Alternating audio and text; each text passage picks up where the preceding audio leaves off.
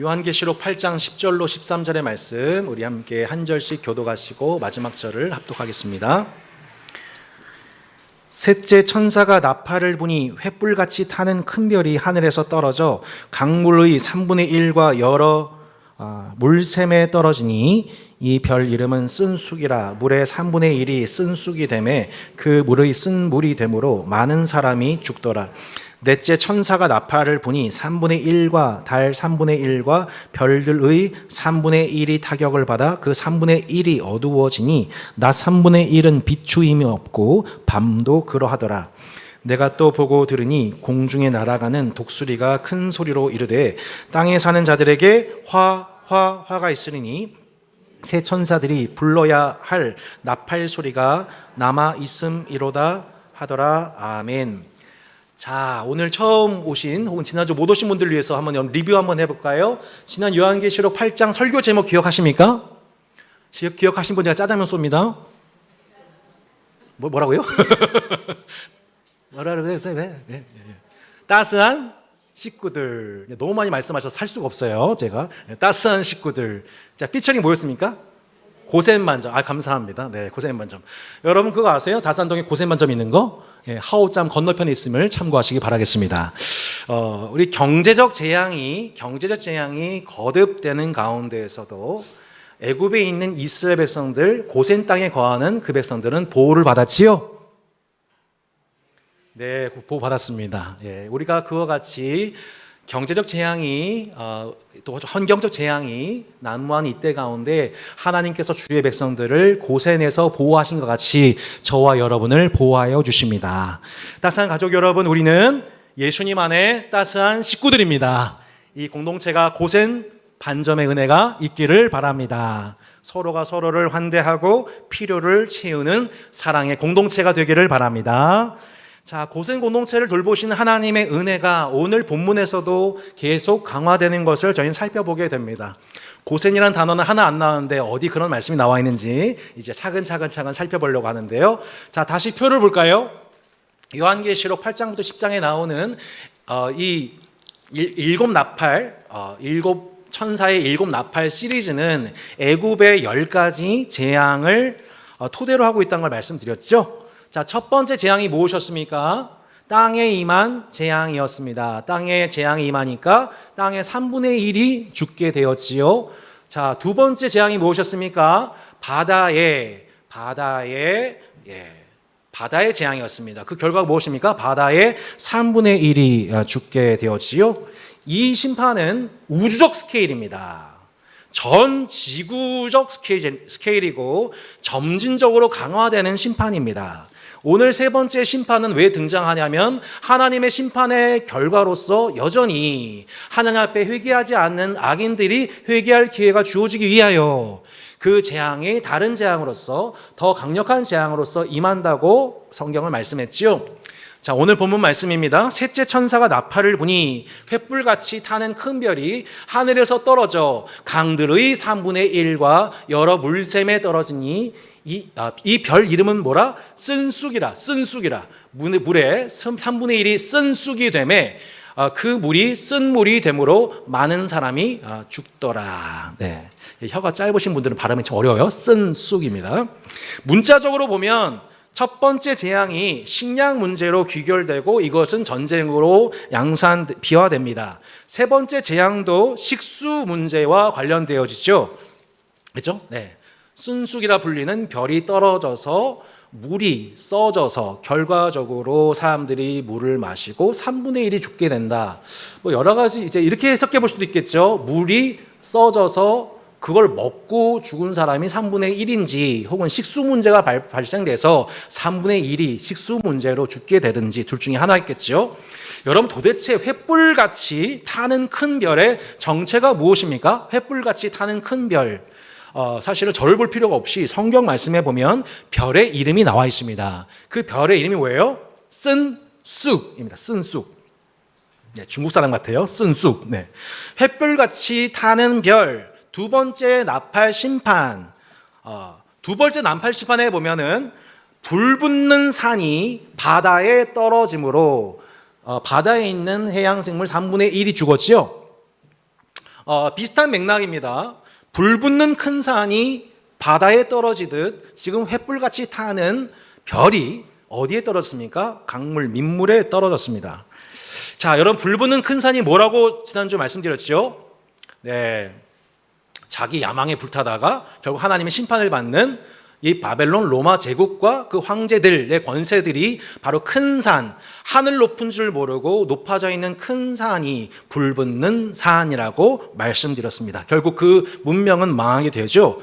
비슷한 맥락 속에서 오늘은 횃불같이 탄 큰 별이라고 합니다. 횃불같이 타오르는 큰 별이 어디 떨어집니까? 강물에, 물샘에 떨어집니다. 자, 바로 이 큰 별에 해당되는 것이 무엇이냐면 비슷한 맥락으로서 여러분 각 시대의 세상 권세 혹은 문명을 의미한다고 볼 수가 있습니다.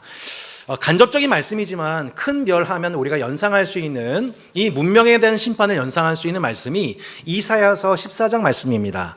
너 아침의 아들 계명성이여 어찌 그리 하늘에서 떨어졌으며 너 열국을 엎은 자여 어찌 그리 땅에 찍혔는고 내가 내 마음에 이르기를 내가 하늘에 올라 하나님의 뭇별 위에 내 자리를 높이리라. 내가 북극 지폐의 산 위에 앉으리라. 가장 높은 구름에 올라가 지극히 높은 이와 같아지리라 하는도다.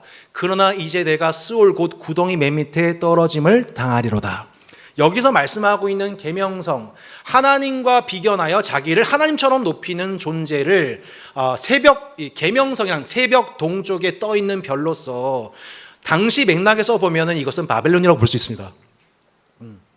바벨론으로서 하나님의 백성들을 치리하고 징계하고 자기 마음대로 권세를 부릴 수 있다고 생각하는 문명, 높아져 있는 문명을 의미할 수도 있고, 조금 더 영적으로 해석해 보면 이것은 결국 사단, 하나님과 같이 사기를 높이는 영적인 타락한 존재로 우리가 좀 더 유대인들은 또 직접적으로 해석하기도 하죠. 당시 시대 패권자였던 바벨론 혹은 모든 세상 제국과 권세가 바로 이 계명성입니다. 스스로를 지극히 높으신 하나님처럼 높이는 황제와 문명이죠. 교만의 권세입니다. 근데 그 계명성의 결과가 무엇입니까? 어찌 그리 땅에 찍혔는고. 맨 마지막, 이제 내가 스올 곧 구덩이 맨 밑에 떨어짐을 당하리로다. 하늘 높은 줄 모르고 자신을 높였던 모든 권세와 문명들, 그 황제들은 결국 가장 낮은 곳에 심판을 당하게 될 것입니다. 그리고 오히려 하나님 앞에 가장 낮은 자의 모습으로 오신 예수를 또 함께 자신을 낮춘 이는 하나님 앞에 높아짐을 경험하게 될 것입니다. 이것이 하나님의 나라이죠. 하나님 앞에 높아진 인간과 문명의 모든 교만한 사상과 문화들은 결국 심판을 당한다는 것을 보게 됩니다. 쓴쑥이라고 표현되는 문명의 심판과 함께 3분의 1이 또한 쓴쑥이 됩니다. 다시 말씀 한번 보실래요? 그 쓴쑥에 해당되는 큰 별이 물에 떨어지게 되니까 그 물의 3분의 1이 뭐가 돼요? 또한 쓴쑥이 되었다라고 말씀합니다. 물론 이 쑥이라고 하는 것은 우리가 성경에서 재난, 그죠? 쓰디씀, 고통, 뭐 이런 메타포를 가지고 있죠. 성도도 그런 쓰디씀을 경험합니다. 근데 여기서 이제 이 말씀을 단순히 인간이 마시는 그 물이 써졌다라고만 해석하기에는 좀 어렵고, 우리가 계시록 말씀 볼 때 이 말씀을 자연적으로 치환해서 해석할 수도 있지만 이 부분에 관한 영적인 해석 또한 함께 겸비될 필요가 있습니다. 이것은 그 문명, 하나님 앞에 높아진 문명과 문화에 영향을 받아 회개하지 않은 자들, 쓴쑥이 되어버린 3분의 1. 그죠? 그 교만한 문화와 권세를 의지하고 회개하지 아니한 자들이 또한 3분의 1이 심판을 당하게 되었다의 의미로 볼 수 있습니다. 하나님께서 애굽을 심판하실 때에 첫 번째 심판하셨던 대상이 여러분 어디였나요? 나일강이었죠? 주일학교 여러분, 나일강 기억하세요? 네, 고마워요. 사탕 드릴게요. 애굽의 생명의 원천 나일강, 강이 먼저 심판당했잖아요. 지금 오늘 세 번째 심판이 바로 강에 관한 심판이에요. 자, 모세가 지팡이를 내려치니까 강이 다 뭐로 변했어요? 피로 변했어요. 고기들이 죽고 악취가 나기 시작하죠. 그때 애굽 사람들이 평상시 식수로 활용하던 그 물을 마시니까 뭘 맛봐요? 쓴 쑥, 쓴 맛을, 평상시 경험하지 못했던 쓴 맛을 경험하게 된 거죠. 그죠? 그러니까 애굽인들은 그 모세라는 존재의 등장과 함께 인생 최초로 경험하게 된 거예요. 이 애굽 땅은 먹고 살기 좋은 땅인데, 물이 좋은 땅인데, 내가 살고 있는 환경이 나의 생존과 나의 건강을 지켜주지 못한다. 보장하지 못한다. 대한민국은 좋은 땅이지만 우리는 하나 더 생각해야죠. 좋은 땅 되기를 바라야 되지만, 여러분 이 땅은 완전한 땅입니까? 여러분 대한민국 자체가 우리를 완전하게 보장하나요? 아니죠. 우리는 하나 더 생각해야죠. 좋은 땅 되도록 노력해야 되지만 이 땅이 완전한 땅이 아니에요. 이 환경이 우리를 지켜준 게 아니에요. 군사가 정치와 경제와 문화가 우리를 완전 보장해 주지 못해요. 우리를 지키신 것은 영원한 하나님이세요. 그러니까 애굽인들이 처음 그 영적인 각성을 하게 된 거죠. 나일 강도 문제가 생길 수가 있는 거고, 우리의 먹고 사는 문제가 절대 환경한테 있는 게 아니구나, 애굽이란 나라한테 있는 게 아니구나라는 것을 깨닫는 순간이었던 거죠. 물론 바로 왕은 완악해져서 자연 재앙을 통해서 말씀하지만 하나님을 전혀 믿지 않고 돌이키지를 않아요. 모세의 말을 믿지를 않아요. 근데 나중에 이스라엘 백성들이 그 쓴 물을 애굽에서는 경험하지 않는데, 놀랍게도 출애굽한 이후에 그 쓴 물을 경험합니다. 언제였을까요? 출애굽한 다음에 이스라엘 백성들이 수르 광야로 진입했었을 때 3일 동안 걸었는데 물 한 방울 마시지 못하고 너무 목이 말랐는데 눈 앞에 보이는 물 구덩이가 보이는 거예요. 웅덩이가 보이는 거예요. 그래서 급하게 물을 마셨죠. 근데 물이 어떤 맛이었어요? 쓴맛. 그게 뭐예요? 마라의 쓴 물이었단 말이죠. 이렇게 고생해서 출애굽해가지고 3일 동안 연신 걸어왔는데 쓴 물을 마시게 되니까 얼마나 원망스럽겠어요. 그때 모세가 대표하여서 하나님께 부르짖었을 때 하나님이 하나님 만사를 제쳐두고 그들에게 응답하시죠. 이렇게 응답하십니다. 모세가 여호와께 부르짖었더니 여호와께서 그에게 한 나무를 가리키시니 그가 물에 그 나무를 던지니 물이 달게 되었더라. 거기서 여호와께서 그들을 위하여 법도와 율례를 정하시고 그들을 시험하실세. 그 다음이요? 이르시되 너희가 너희 하나님 여호와의 말을 들어 순종하고 내가 보기에 의를 행하며 내 계명을 귀를 기울이며 내 모든 규례를 지키면 내가 애굽 사람에게 내린 모든 질병 중 하나도 너희에게 내리지 아니하리니 나는 너희를 치료하는 여호와임이라. 그들이 엘림에 이르니 거기에 물샘 12과 종려나무 70그루가 있는지라. 그들이 그 물 곁에 장막을 치니라. 여러분, 하나님께서 그 쓴맛을 쓴 물을 먹고 불평하고 있는 이스라엘 백성들한테 하나님이 어떻게 응답하셨어요? 하나님이 모세에게 한 이름 없는 나무를 가리키시고 모세가 그 나무를 물에 던졌을 때 쓴 물이 단물이 되었습니다. 여러분, 당시 사람이 먹고 살기 가장 좋은 땅, 건강하게 살기 좋은 땅이 바로 애굽이었습니다. 하지만 10번의 재앙을 통해 이스라엘 백성들도 애굽 백성들도 알게 되었어요. 우와, 그렇게 좋은 땅인 줄 알았는데 계속해서 10번의 재앙을 통해 계속 질병이 오는 거예요. 계속 질병이 떨어지게 되고 심지어 누가 죽어요? 애굽의 모든 장자들이 죽습니다. 수많은 사람들이 식수 문제, 식은 문제로, 식량 문제로 죽습니다. 반면 이스라엘 백성들이 거하는 광야는 위험천만한 땅입니다. 생명과 안전과 복지가 완전한 곳이 아니에요. 공동체 의료, 보건 문제, 나병 한 번 나면 난리가 나는 곳입니다. 근데 하나님께서 뭐라고 말씀하세요? 너희들이 나의 의를 행하며 계명에 순종하는 이스라엘에게 그 애굽에서 봤던 모든 질병들 너에게는 내리지 아니하리라. 할렐루야. 하나님의 의를 행하며 계명에 순종하는 하나님 백성들에게는 그 10번의 재앙으로 말미암아 미쳤던 그 모든 질병이 하나도 떨어지지 않게 하겠다고 하나님 약속하신 말씀인 거예요.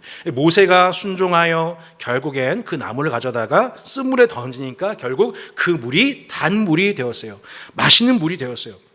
그러니까 여러분, 실상 이 장면은요, 이미 이스라엘 백성들이 왜 그 애굽 땅에서 쓴물로 되어버린 쓴쑥에 해당되는 애굽이라는 제국을 살아가면서도 그들이 한 사람도 상하거나 다치거나 질병을 겪은 이가 단 한 사람도 없었다는 것을 보여주는 그림이에요. 애굽이 뭐라고요? 제국이 뭐예요? 쓴 쑥이에요. 쓴 쑥, 쓴 물이에요. 근데 그 쓴 쑥, 쓴 물에 해당되는 그 사회를 향하여 모세는 10번에 걸쳐 하나님 말씀에 순종했어요. 쓴 쑥, 쓴 물에 일컫는 제국 애굽을 살면서 모세의 순종과 그 모세의 말을 따라가는 이스라엘 백성들은 그 중에는 한 사람도 쓴 쑥, 쓴 물로 말미암아 죽거나 질병이 난 사람이 한 명도 없었어요. 횃불같이 타는 큰 별, 제국 애굽이 심판을 당하면서 그 군대가 모두 수장되는 결과를 한번 보십시오. 그 과정이 오기까지, 결과가 오기까지 애굽 제국만 심판을 당하고 이스라엘은 모두 구원을 받습니다. 출애굽기 15장 15절은 결국 세상의 쓴 물, 쓴 쑥을 맛보는 삶을 우리도 살고 있으나 결코 그로 말미암아 해를 당하지 않고 죽임을 당하지 않고 그 재앙으로 말미암아 어려움 당하지 않게 하시는 하나님의 특별한 하나님의 섭리 가운데 있는 백성들이 바로 이스라엘이었다고 말씀하고 있는 것입니다. 바로 그 새 이스라엘이 저와 여러분이라고 말씀하고 있는 것입니다. 우리도 이 땅 살아가면서 쓴 쑥을 경험합니다. 예, 우리가 살고 있는 세상은 쓴 쑥의 세상이에요. 쓴물 나는 세상이에요. 우리도 쓴 맛을 봐요. 이거는 애굽 사람들이나 이스라엘 백성들이나 똑같아요. 그러나 우리는 우리의 중보자이신 말씀에 순종하시는 주 예수 그리스도와 또한 주 예수께 순종하는 그 의 안에서 저와 여러분은 하나님의 심판과 재앙과 질병으로부터 면제, 구원받는 하나님의 백성들임을 믿습니다. 성도 여러분, 우리는 심판으로부터, 재앙으로부터, 그 모든 질병들로부터 여러분 면제받은, 구원받은, 치료받은 주의 백성님을 믿으시기 바랍니다. 그래서 우리는 세상을 살아가면서 똑같이 뭘 맛봐요? 쓴 쑥을 맛봐요. 쓴 맛을 본다고요. 아니 내가 하나님 백성인데 왜 쓴 맛을 봐야 되나가 아니라 똑같이 쓴 맛, 쓴 쑥을 먹지 못할 마실 물을 경험하면서 우웩거리고 구토하고 싶고 원망스러운 순간들이 우리에게도 찾아오는데 놀랍게도 우리가 그 쓴 맛이 단물이 되게 하시는 예수 그리스도와 그분과의 언약, 그분의 말씀 그리고 그 말씀에 순종하는 우리의 삶이 놀랍게도 그 쓴 물이 단맛이 되게 하시는 거룩한 용해제가 된다는 거예요. 할렐루야. 여러분, 그리스도와 그리스도 안에 있는 성도들의 순종하고 성결한 삶은 쓴 쑥을 맛보게 되는 세상 속에서도 그 쓴 물조차 단맛이 되게 하는, 살맛이 나게 하는 용해제가 된다는 것을 믿으시기를 바랍니다. 그 제국에 속해 있는 자들에게 돌이켜 회개할 수 있는 기회를 주신 하나님께서 그렇게 고생 공동체를 고이고이 보호하시고 그들의 건강을 지켜가시듯 가시지만 거꾸로 그럼에도 불구하고 하나님 앞에 돌이키지 않는 그 악인들의 이유로 하나님은 세 번째 나팔 심판을 진행하시는 거예요. 이제 네 번째 천사가 나팔을 부는 장면입니다. 넷째 천사가 나팔을 부니 해 3분의 1과 달 3분의 1과 별들의 3분의 1이 타격을 받아 그 3분의 1이 어두워지니 낮 3분의 1은 비추임이 없고 밤도 그러하리라. 어두운 세상을 비추도록 창조된 빛의 발현체가 곧 해와 달과 별인데 이것이 직접적인 타격을 받아서 3분의 1이 어두워진다고 말씀합니다. 해, 달, 별 자체의 발광 능력이 약해지고 그 결과가 무엇일까요? 우주와 피조세계의 면적의 3분의 1이 낮을 경험하지를 못하게 됩니다. 그리고 낮과 순환되는 밤을 경험하지 못하게 됩니다. 아마 저 같은 사람은 어마어마한 수면장애, 예전에 겪었던 공황장애, 우울증 아마 난리가 날 것 같아요. 이는 애굽에 일어났던 8번째 재앙인 곧 암흑의 심판을 연상하죠. 자, 그때 그 시절 어떤 일이 일어났습니까? 여호와께서 모세에게 이르시되 하늘을 향하여 내 손을 내밀어 애굽 땅 위에 흑암이 있게 하라. 곧 더듬을 만한 흑암이리라. 하나님의 반복적인 자연 재앙에도 불구하고 그 마음을 완악하게 하여 돌이키지 않았었을 때 하나님이 애굽을 치실 때 흑암 재앙을 내리십니다. 왜냐하면 그들이 신봉하는 신이 어떤 신이에요? 빛의 신입니다. 태양신입니다. 태양이 우리를 비춰준다. 태양이 우리 애국과 함께한다. 저 태양은 영원히 사라지지 않는다. 그 신적인 권세를 받은 것이 우리의 애국 황제 바로이다. 근데 놀랍게도 어떻게 됩니까? 그 신이 뭐하고 있습니까? 잠자고 있나요? 갑자기 흑암이 전국에 드리워지게 된 것입니다. 그들이 믿고 있던 모든 종교 체제가 하나하나 박살나기 시작하고 그들이 비로소 우상 숭배에서 조금씩 벗어나기 시작하는 순간이죠. 근데 바로 그 순간 세상 백성들은 조금씩 우상 숭배의 사슬에서 벗겨지고 있는데 하나님의 백성들은 무엇을 경험하고 있는지 한번 보시기 바랍니다. 같이 한번 읽어볼까요? 그 동안은 사람들이 서로 볼 수 없으며 자기 처소에서 일어나는 자가 없으되 온 이스라엘 자손들이 거주하는 곳에는 빛이 있었더라. 할렐루야. 이스라엘 자손들이 거주하는 곳에는 뭐가 있어요? 빛이 있었더라. 창세기 1장 빛이 있으라 하심에 그 빛과 어둠을 나누시고 해와 달과 별을 주셔서 낮과 밤을 허락하셔서 우리로 하여금 낮에는 노동하게 하시고 밤에는 쉬게 하신 그 하나님 노동과 쉼의 안식의 그 리듬을 우리한테 완벽하게 허락하셔서 우리도 그 안식의 리듬에 따라 세상을 섬기도록 창조하신 그 하나님의 섭리가 애굽 사회는 다 깨져버렸어요. 밤낮이 없어요. 구분이 없어요. 아무것도 노동도 할 수 없어요. 안식의 질서 깨뜨려졌어요. 근데 그 이스라엘 고센 땅에는 빛이 있었더라. 할렐루야. 우리의 노동, 그들의 노동과 그들의 쉼과 그들의 일상이 균형 있고 풍성하고 열매 맺도록 하나님은 하나님의 질서를 고센 땅에는 보호하셨다고 말씀하고 있습니다. 참 놀라운 말씀이죠. 하나님께서 네 번째 천사 달파를 통해 그 빛을 약화시키셨다. 그래서 3분의 1이 조명을 받지 못하고 흑암에 가져졌다는 것은 단순한 과학적 서술만으로는 볼 수는 없습니다. 왜냐하면 이 구약과 이 신약의 전체 맥락 속에서 빛과 어둠은 단순한 자연과학, 창조과학을 설명하기 위해서 주신 것이 아니라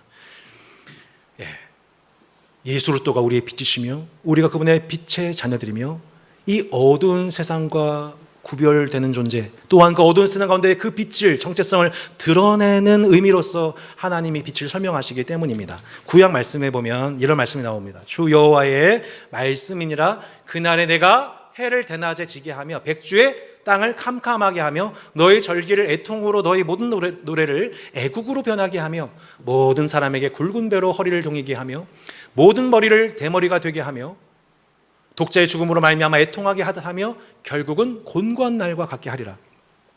빛이 어두워지는 재앙은 단순한 물리적 개념을 넘어 영적인 분별력을 상실한 문명들에 대한 하나님의 사인이었던 겁니다. 땅에 기근이 생긴다, 마실 물이 없어진다 라는 것은 단순한 식량 문제가 발생됐다는 것을 넘어 하나님의 말씀을 듣지 못한 영적인 기갈이 임했다. 물은 많은데 마실 물이 없어졌다. 생명수가 말랐다는 것에 관한 진단 경고인 것입니다. 세상의 종말, 곧 여호와의 날이 오기 전에 자연적 현상을 통해 반복하여 말씀하시는 하나님의 음성을 듣고 너희가 회개해야 한다. 지금 너희들의 문제는 식량, 식수 문제가 아니라 하나님의 말씀을 듣지 못한 이유이다. 생명수가 마른 결과이다. 교회가 생명수가 마른 결과로 지금 많은 이들이 헐떡이고 있고 많은 이들이 영적인 기근에 시달리고 있다. 너희 선자들은 회개해야 된다. 이 방식으로 하나님은 그 선자들에게 말씀하셨던 겁니다.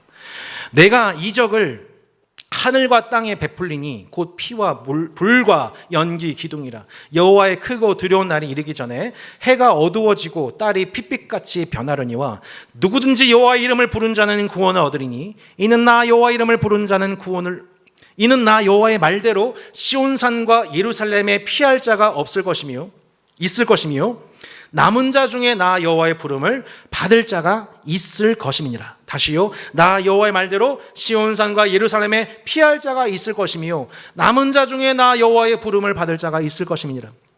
당시 제국 애굽은 자신들이야말로 빛의 수호신의 보호를 받는 영적으로 빛나는 제국 백성들이라고 여겼습니다. 그러나 그 빛이 사라지고 온 제국에 흑암이 가득해지자 하나둘씩 그 제국의 질서에서 이탈하여 이제 곧 출애굽하는 이스라엘 백성들에게 합류하는 자들이 생깁니다. 우리의 신이, 애굽의 신이 우리를 보호하는 것이 아니라 빛과 어둠을 창조하신 저 고센 땅에 있는 고센 땅에 빛을 비추셔서 어둠과 빛을 주관하신 여호와라 하는 이가 진짜 하나님이시구나 라는 것을, 그 고센 땅을 보고서, 고센 땅에 있는 그 빛을 보고서 마침내 출애굽을 선택하는 자들, 나라의 망명을 신청한 자들, 기존 세속 국가에서 이탈되어서 새로운 길로 찾아 나서는 나그네와 같은 자들이 이 사인을 보고,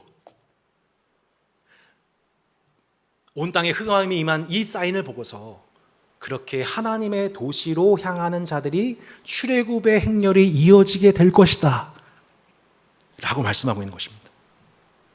성도 여러분, 우리가 지금 살고 있는 이 시대는 정상이 아닙니다.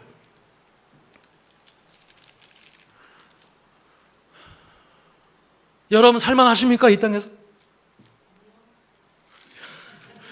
예, 화성 가세요. 예, 막 우주선 띄우고 있습니다. 예, 화성 준비. 예, 화성은 어떨까요? 이 땅 좋으세요?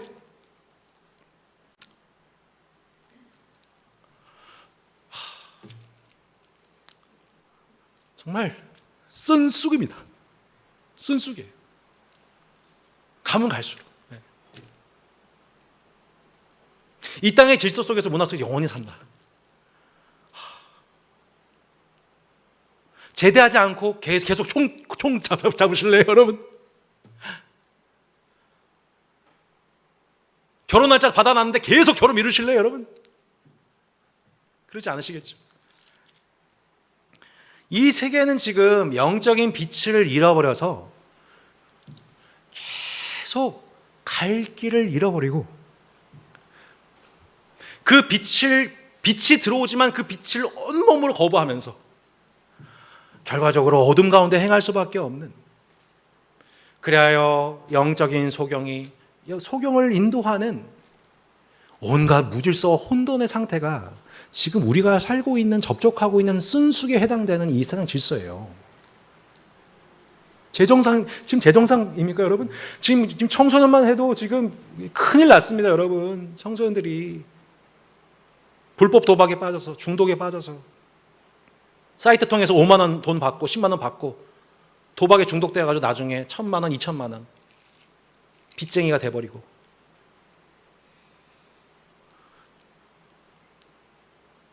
딥페이크 영상,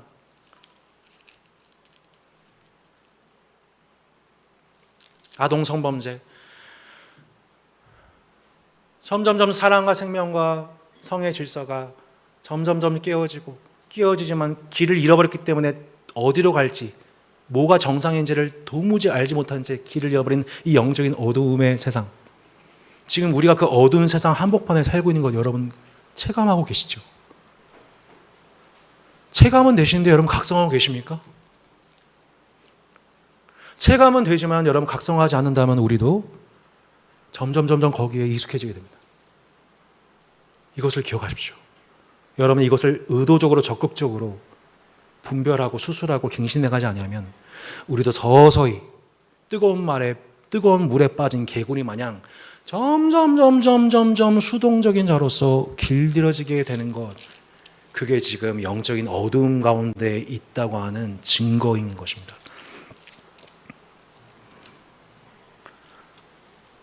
심지어 이 세계뿐만 아니라 심지어 교회를 다니면서도 그 빛의 조명을 피하고 꺼려한 자들이 정말 많습니다. 아모스 당시 이스라엘 공동체가 그랬습니다.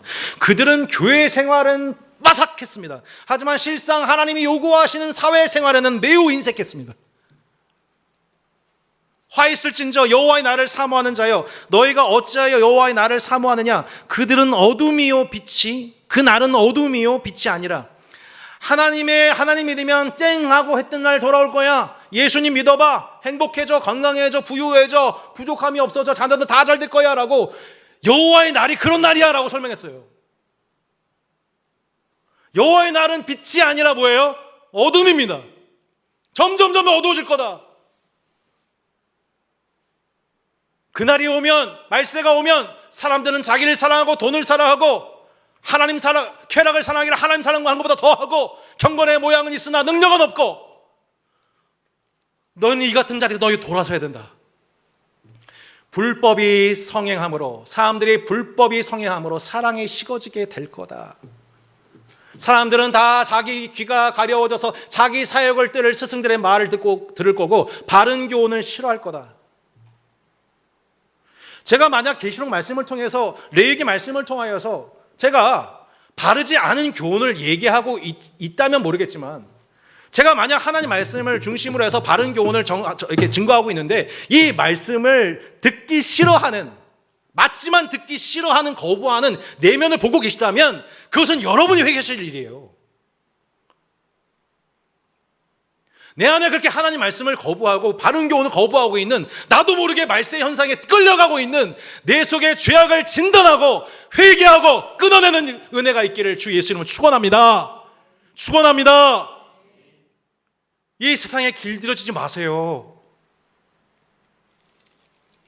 길들여지지 마세요. 빠져나오세요. 헤엄치세요. 몸부림치셔야 돼요. 어떻게 우리가 기도하지 않고, 어떻게 하나님의 말씀 붙들지 않고 영적인 이 무감각과 게으름에서 벗어날 수 있단 말입니까? 롯의 처를 기억하십시오. 구원받았다 생각했으나 결국 세상의 미련을 가지고 뒤로 돌아보다가 돌기둥이 되어버린 그 롯의 처를 기억하십시오. 여러분의 신앙은, 우리의 신앙은 결코 안전하지 않습니다. 우리는 다 영적으로 성장한 것이 아닙니다. 예수 그리스도의 장성한 분량에까지 영적인 나비로 여러분 성장 또 성장하는, 그리고 그 일을 격려하는 따스한 교회로 살아남기를 예수 이름으로 축원합니다. 이 말씀을 준비할 때마다 한 주도 어김없이 저는 시험에 빠져요. 내가 이런 얘기를 하면 누가 들을래나? 분명히 저 사람 안 들을 텐데. 저도 인간 인생이 막 들어와요. 안 좋아하겠지, 딴짓 하겠지, 인터넷 보겠지. 또 말씀 앞에서 제 자신이 부끄러워요. 나도 여전히 이렇게 우상 좋아하는데, 나도 여전히 이렇게 쾌락 좋아하는데, 여전히 세상 이렇게 자랑하고 싶어 하는데 내가 무슨 자격이 있나? 그러나 여러분, 이 일이 저같이 세속적인 목회자도 중단이 안 되는 이유는 뭐냐면, 하나님이 저 같은 사람도 여기다 끄집어 세워놓고서 지금도 진리와 은혜에 대한 배고픔과 허기를 느끼면서 말씀의 기간에서 벗어날 자들, 세상에서 나온 나그네가 되어서 하나님의 도시가 그리워서 오늘도 길 잃은 양처럼 헤매는 자들이 지금도 이 다산동과 남양주에 너무너무 많기 때문에, 하나님이 저 같은 사람도 이 자리에 세우셔서 하나님 말씀과 바른 교훈을 전포하게 하신 줄로 믿습니다. 오직 하나님이 영광 받으시기를 원합니다. 그들을 지금도 꽉 붙잡고서 그 제국의 질서에서, 세상 문화에서 나오지, 한 발자국도 나오지 못하도록 계속 붙잡고 있는 그 제국 문화 속에서, 내 백성아 거기서 나와라, 내 백성아 거기서 나와라 라고 말씀하시는 그 하나님의 효력 있는 구원으로 말미암아 그 애굽의 백성 되었던 저와 여러분이 내 백성아 거기서 나와라 라고 말씀하신 하나님 음성과 중보자이신 예수 그리스도와 10번의 재앙과 말씀 사역을 통해 마침내 지금 광야로 나와 하나님의 보호받는 고생 백성이 되지 않았습니까? 그것이 우리의 부르심인 것입니다. 먼저 구원받은 하나님의 백성들로 지금도 그렇게 애굽 사회 가운데 심판하시며 그 자연재앙을 보고 깨닫고 돌이키고 마침내 하나님의 도성으로 향하고 있는 그 나그네 같은 자들을 환대하고 영접하고 잘 왔다고 축복하는 그 고센 식당으로, 고센과 같은 공동체로 따스한 교회를 이곳에, 그 고센 공동체로 세우신 것입니다. 내가 또 들으니 공중에 날아가는 독수리가 큰 소리로 이르되 땅에 사는 자들에게 화가 있으니 이는 새 천사들이 불러야 할 나팔 소리가 남아 있음이로다 하더라. 땅에 사는 자들은 곧 하늘에 사는 자들 14만 4천과 반대편에 있는 사람들입니다. 땅에 있는 사람들입니다. 하늘에 속한 자들이 아니에요. 근데 여전히 하나님 어떻게 하고 계신 거예요? 그들이 회개할 수 있는 기회를 제공하시면서 3번의 화가 남아있다. 4번 나팔재앙 부른 후에 5번째, 6번째, 7번째 재앙이 남아있다. 경고하고 계십니다. 하나님의 전령자인 독수리가 그들을 향하여 반복해서 회개를 선언합니다. 이제 3번 남았다. 3번 남았어. 화 있을 거다. 화. 여러분, 우리 하나님은요, 노하기를 더디하신 분이에요. 별명이. 정말 꾹 참고 오래 참고 각 사람 회개할 때까지. 우리는 그러죠. 도대체 언제까지예요? 우리들은 고통스러우니까 하나님 도대체 언제까지예요? 라고 내 입장에서 하소연 하지만 공의로우신 하나님, 온 우주의 심판자신 하나님은 잠깐만 참아, 조금만 참아, 조금만 더 기다려. 힘들지? 조금만 기다려. 내가 구원할 사람이 있어. 내가 아직 구원할 사람들이 있어. 저 멸망에 가는 저 땅 가운데 내가 구원할 롯이 있어 라고 아브라함한테 조금만 좀 기다려줘. 그렇게 노하기를 더디하고 심판을 유보 하시는 하나님이세요. 근데 그 하나님이 이제 더 이상 화를 안 참으시겠대요. 하나님이 화를 안 참으면 우린 끝이에요. 그 앞에, 그 의로운 심판 앞에 살아남을 자가 아무도 없게 되는 거예요. 특별히 지금 회개하지 않고 땅에 있는 사람들은 이제 끝이에요. 끝이라고요. 지금 우리가 살고 있는 세상이 이런 세상인데, 우리가 지금 나팔재앙 어느 즈음에 지금 우리가 지금 살아가고 있는데, 이 메시지를 받은 우리가 어떻게 사람 좋게 좋은 메시지와 교훈을 할 수 있겠어요? 참 행복해 보이시네요. 잘 살고 계시네요. 교회 안 다녀서 더 행복해 보여요. 좋겠어요. 나도 가고 싶다. 이러면서 이런 메시지를 우리가 전해야겠냐고요.